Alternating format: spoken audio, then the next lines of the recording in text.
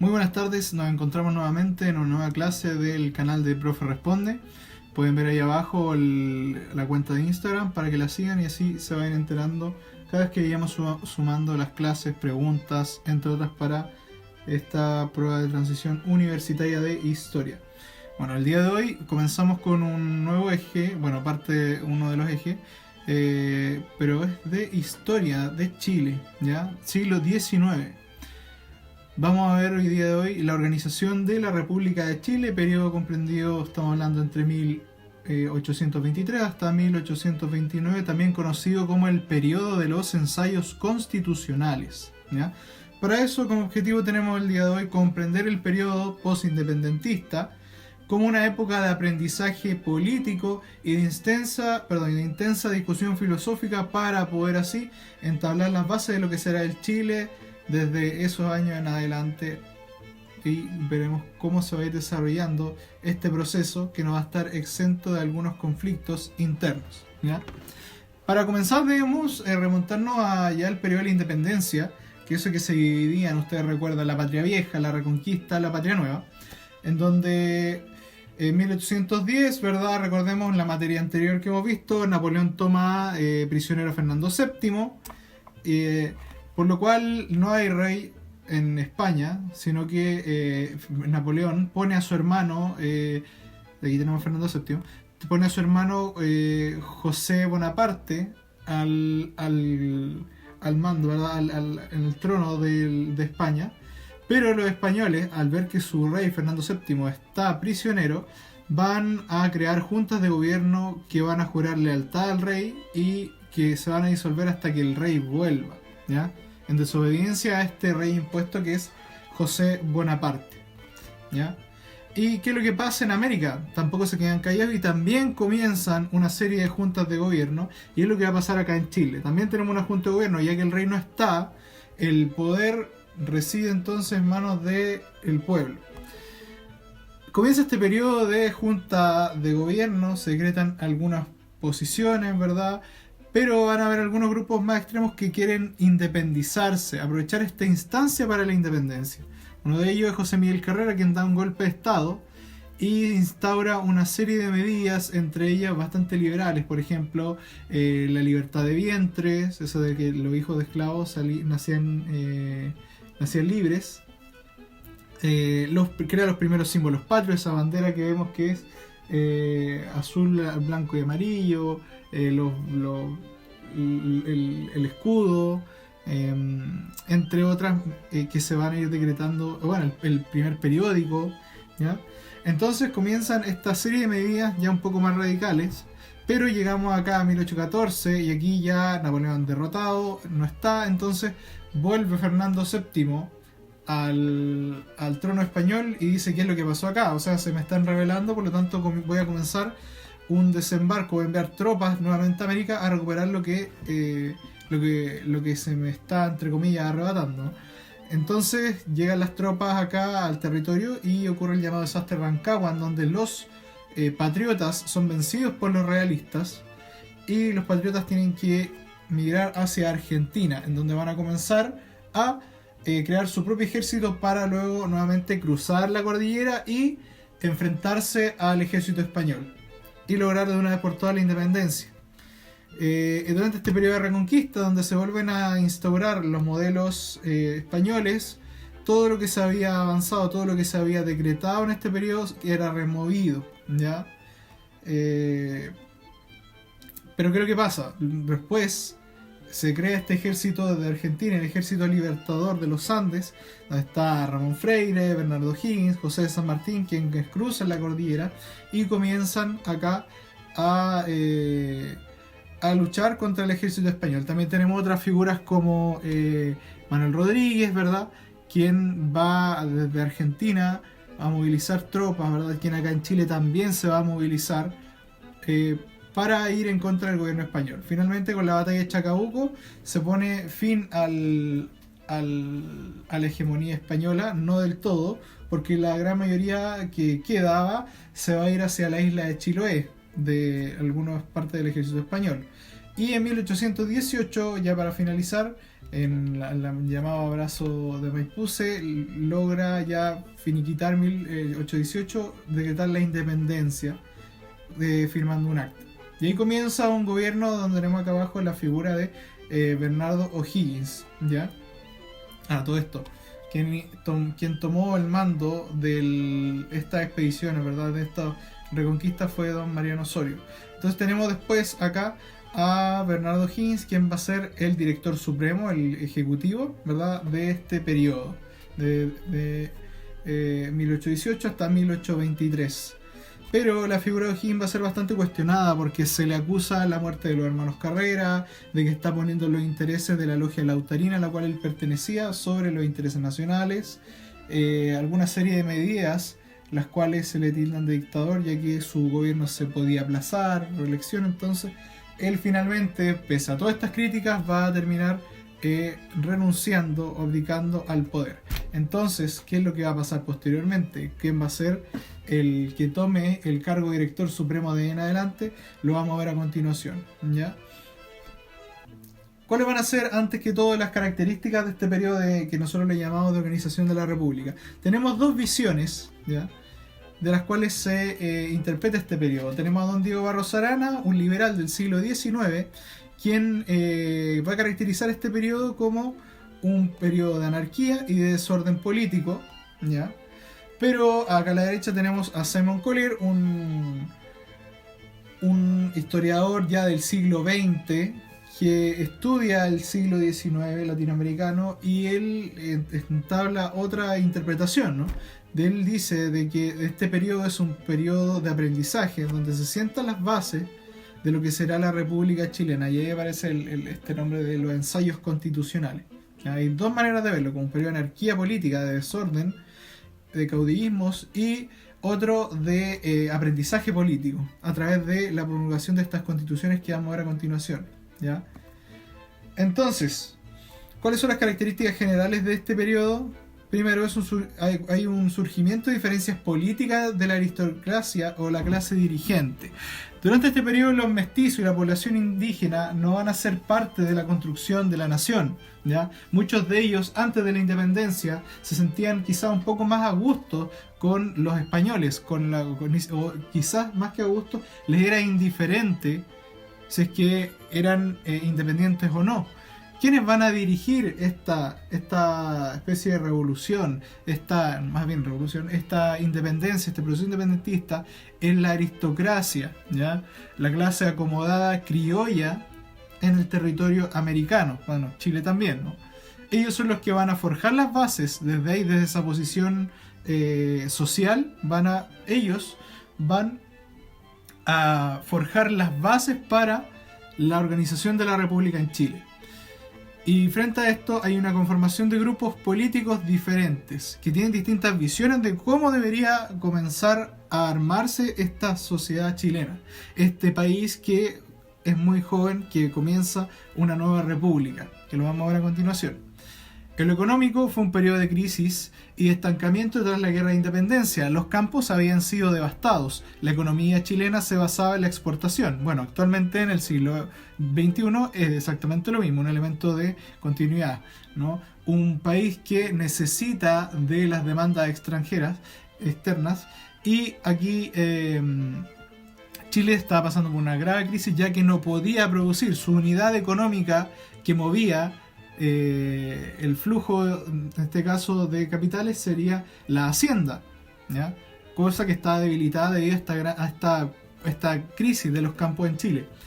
Destacan además elementos de continuidad y cambio respecto al periodo colonial, que los vamos a ver a continuación, ¿ya? Además de esto, hay que entender de que Chile había adquirido deudas con Inglaterra también para poder lograr la independencia. De alguna manera tenía que financiarse este proceso, ¿no? No iba a salir de los árboles el dinero. Entonces, esas son las grandes características de este periodo. Entonces, como diferencia, vemos de continuidad y cambio entre la colonia y el periodo de organización de la República, tenemos las siguientes. De continuidad tenemos una preservación del legado cultural de la colonia, como por ejemplo, el idioma castellano y la religión también, son elementos que se adaptaron y que van a persistir hasta el día de hoy nosotros, ¿ya? la persistencia de la dependencia económica con las demás naciones, ¿verdad?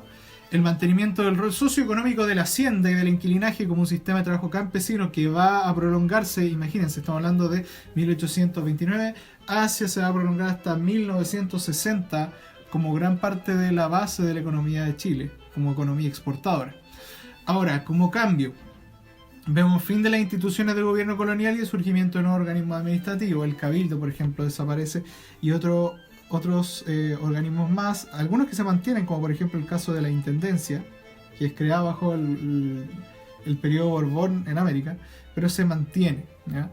El término del monopolio comercial, que fue una de las causas de esta independencia, de la búsqueda de la independencia, y el inicio del libre comercio, aquí vemos otra idea liberal que se aplica, ¿no? Y el surgimiento de tendencias políticas, y aparece cortado, entre los distintos grupos de la aristocracia. Hay distintas visiones de cómo se va a organizar el país de ahora en adelante. Y aquí están, ¿no? Son dos grupos, dos núcleos. El primero son los conservadores, el segundo son los liberales, ¿ya? Dentro de los conservadores tenemos a los pelucones, los o'higginistas y los estanqueros. Los pelucones, llamados así por ser más, entre comillas, como se le decía, era más anticuado en la utilización de las pelucas, ¿ya? Por eso viene ahí este apodo, ¿no?, de los pelucones, que son partidarios de un régimen centralizado desde Santiago, participación política restringida para cierto grupo social y de la influencia sobre todo de la Iglesia Católica, que debería normar la sociedad, ¿ya?, como un ente moralizador de este nuevo ciudadano chileno. Los o'higginistas, quienes defendían un gobierno fuerte, autoritario y personalista, como lo había sido el de el ex director supremo, ¿cuál sería este? Don Bernardo O'Higgins. Los estanqueros, que aquí tenemos la figura de los estanqueros, don Diego Portales, que eran un grupo de comerciantes liderados por Diego Portales, que buscaban un gobierno fuerte y autoritario que impusiera el orden y que dejara finalmente que el comercio no se viera interrumpido por el mercado negro, que lo vamos a explicar a continuación. Por otra parte tenemos a los liberales, que se dividían en los pipiolos y feudalistas. Pipiolos, ¿por qué? Porque venía del pío pío, de los pollitos más nuevos, como se les decía que eran una tendencia política nueva, con poca experiencia, así se le apodaba a este grupo, que deseaban reformas liberales y consagrar las libertades públicas y derechos individuales, que es lo que ya hemos conversado en clases anteriores, ¿no? La aplicación del liberalismo. No estamos diciendo que los conservadores sean monárquicos, claramente también están inclinados por el lado liberal, pero no están de acuerdo con todos los postulados liberales. Los federalistas además proponían una organización federal del Estado, no unitaria, que las leyes corrieran de norte a sur, sino que cada provincia tuviera su propia administración y autonomía. Esos son los dos grupos que se van a ver enfrentados. No son partidos políticos como existe actualmente, son tendencias políticas que van a intentar imponerse unas con otras, cuál de las dos va a regir para Chile, cuál de las dos se va a instaurar una por sobre la otra, ¿ya? Entonces, ahora volvemos un poco a la cronología. ¿Qué es lo que pasa después de que abdica O'Higgins? En 1823 asume don Ramón Freire, compadre de O'Higgins, ¿ya?, y toma el cargo de director supremo, ¿ya? Esto va a durar de 1823 hasta 1826, lo tenemos ahí a la derecha. Entre sus obras destacan la abolición de la esclavitud, que ya lo habíamos conversado en una clase anterior, una idea liberal, ¿verdad? Este abolicionismo, principio liberal. Y cede, muy importante esto, el estanco del tabaco a la compañía comercial Portales y Sea.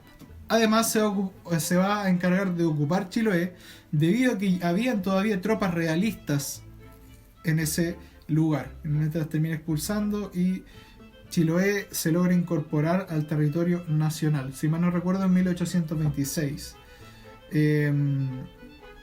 Chile, como estaba endeudado con Inglaterra, necesitaba sacar dinero de algún lugar para pagar ese préstamo. Entonces, se le cede a esta compañía, Portales y Sea, el negocio del monopolio del tabaco, donde se vendían naipes, instrumentos musicales, tabaco, y solamente estos negocios administrados por Portales y Sea podían vender estos productos, ¿ya? Este negocio estatal, ¿no? Entonces este dinero, estas ganancias iban a ir recaudadas para el Estado y así poder pagar de una vez por todas esta deuda.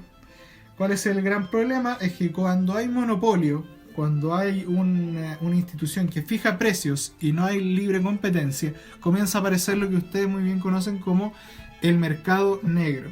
Esto va a complicar a Portales y SEA. Finalmente a Portales le retiran esta concesión, le quitan este negocio, y Portales acusa a la figura de Ramón Freire como una persona que no impone su autoridad y que no regula este mercado negro. O sea, no hay un autoritarismo, no hay una mano dura, como se le dice, ¿no?, para poder controlar este mercado negro, ¿ya? Entonces, traspasando esta responsabilidad a don Ramón Freire. Entonces, como dice, desde este momento hubo varios intentos por contar con una constitución que organizara el país y reglara la vida de las personas. Esa es la premisa, este objetivo que tiene una constitución. Y parte aquí, cuando en 1823, como un primer intento de constitución, o nuestro primer ensayo constitucional, ¿ya? Esta es la constitución de 1823, constitución moralista, como se le llama. ¿Por qué? Porque intenta promover, como dice, la implantación de una ciudadanía ejemplar a través de una serie de normas que pretendían regir la vida cotidiana de las personas. ¿Y a través de qué? ¿En qué se va a basar esta moral o esta manera de arreglar a la población? En este último punto que tenemos acá, en la religión.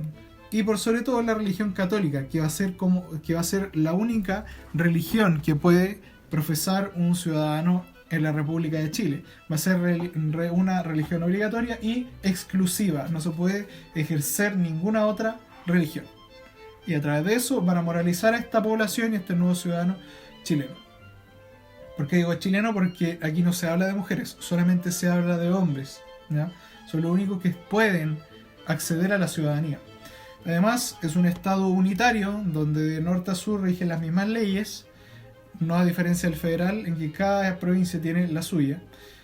El poder ejecutivo representado por el cargo de director supremo, elegido por votación popular, y duraba 4 años en el cargo. Y establecía un voto censitario. ¿Qué es un voto censitario?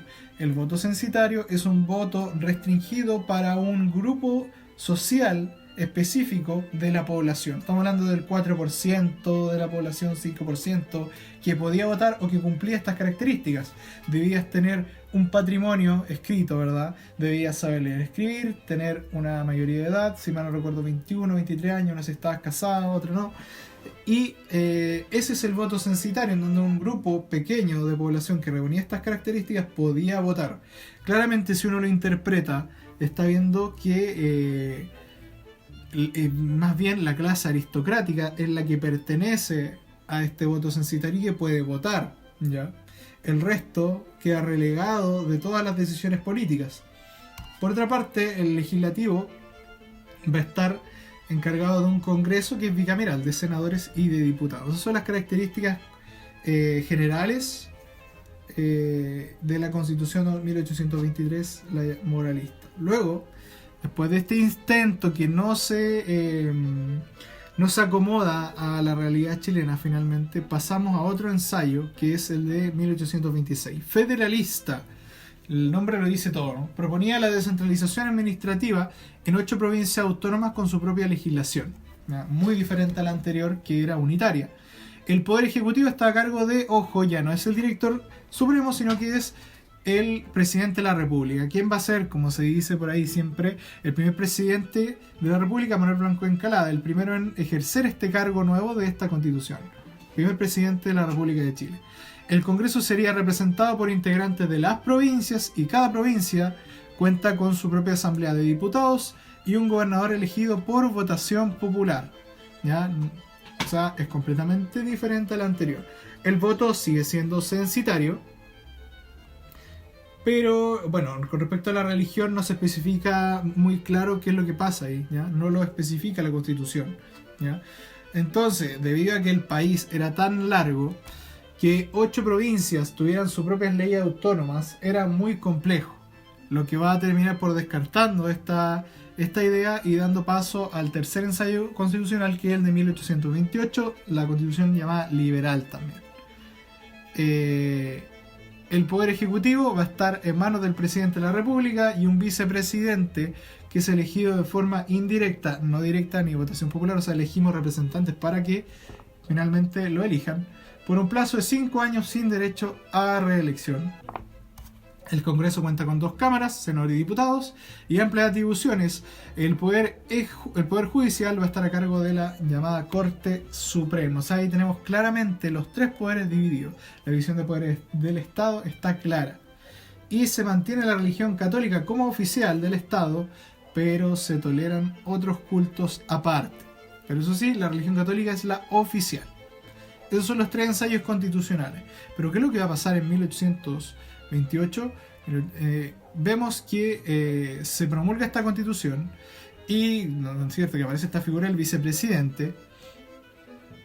En las elecciones de 1829 del vicepresidente del Congreso, los conservadores acusan a los liberales de haber irregularidades y fraude electoral, ¿ya? Entonces va a derivar, como dice ahí, en una radicalización de la crisis política, estos enfrentamientos, esta rencilla entre liberales y conservadores, quien se impone con sus ideas para comenzar a forjar esta república, ¿ya? Y esto terminará finalmente, estas fricciones, en una guerra civil entre los dos bandos que ya he nombrado, ¿cierto? Los liberales y los conservadores. Acá tenemos a la izquierda a José Joaquín Prieto, quien va a liderar, este militar, va a liderar el bando conservador, junto con la ayuda económica de don Diego Portales, y quien después, José Joaquín Prieto, será el primer presidente conservador. Entonces, esta insurrección conservadora, que como bien dije, liderada por José Joaquín Prieto, quien va a ser apoyada por Diego Portales debido a que él estaba en contra del liberal Ramón Freire, debido a este incidente con el negocio del estanco. Se le acusaba de ser un personaje debilucho, un personaje que no imponía su autoritarismo, y Diego Portales finalmente se va con José Joaquín Prieto, con los conservadores, para el poder comerciar en paz, para el poder realizar sus negocios sin que haya desorden, ¿ya? La figura de Portales la vamos a ir analizando a medida que vamos avanzando en las clases, ¿ya?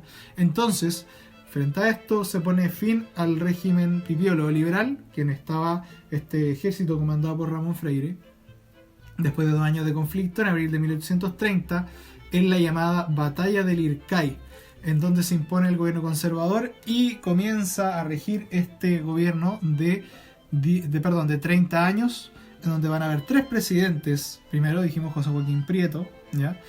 Quienes los siguientes se van a ir repitiendo el plato, por así decirlo, debido a que la constitución que se va a fijar posteriormente va a permitir de que haya reelección y que el cargo dure 5 años. Entonces, a lo largo de esta línea de tiempo, nosotros podemos resumir en que entre 1823 y 1829 tenemos este periodo de ensayos constitucionales, en donde tenemos la Constitución Moralista de 1823, la Constitución Federal de 1826 y la Liberal de 1828. Cada una difiere en algunos aspectos de la organización territorial, forma de gobierno, etc. Todas claramente apuntando hacia una república, catalizando esto finalmente en una guerra civil debido a esta pugna por el poder entre conservadores y liberales, en donde finalmente los conservadores se superponen a los liberales y se hacen con el poder para iniciar una república bajo sus ideales, los ideales conservadores autoritarios. Entonces vemos que este periodo de ensayos constitucionales y de organización de la república se puede ver como un periodo de anarquía, como decía Barros Arana en algunos casos, y otros que la interpretan, la cual yo estoy más... la cual me hace más sentido a mí de un periodo de ensayo constitucional, de ensayo y de error, ¿verdad? Donde hay un proceso de aprendizaje político para llegar a un fin. Veo sí que la consecuencia o en qué termina este periodo de aprendizaje político es un poco cuestionable, pero finalmente termina en la imposición, como bien ya les dije, del gobierno conservador, ¿ya? Entonces, con esto vamos a dar finalizada la clase del día de hoy. Espero que les haya servido para entender el proceso de organización de la República, ¿ya?